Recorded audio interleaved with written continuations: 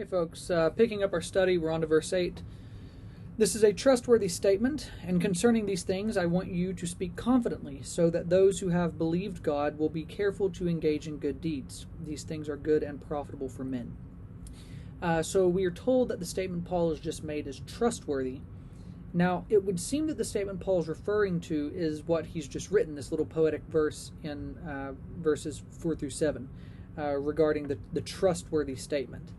Now, again, context is going to be important here, because we have Paul repeating to Titus that he wants Titus to speak these things confidently, and these things seems to point back to what he has already written back in verses 3, 1, and 2. So Titus is being instructed to speak these things confidently, which is pretty much the same thing Paul said to him back in 2 verse 15. Now, you'll see that these things is repeated in the last sentence, so there are two usages of these things. But the referent for the second one has changed. Note that at the end of the first sentence in English of this verse it reads, so that those who have believed God will be careful to engage in good deeds. Then Paul says, these things are good and profitable for men. So simply put, the second these things refers to these good deeds. And really, this verse as a whole summarizes the point that Paul has made throughout the entire epistle. The good works are excellent, or good as well as profitable or beneficial on a practical level.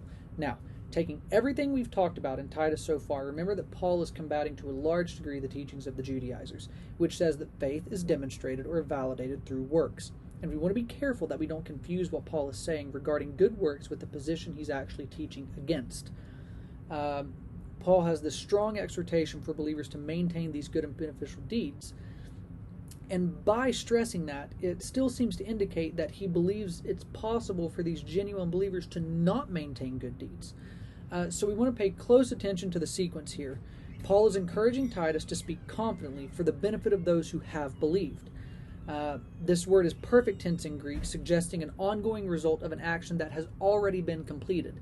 In other words, those who have already believed.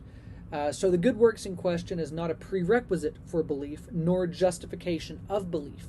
Rather, they are in fact, exactly as Paul says, good and profitable for those whose faith is already located in Jesus Christ.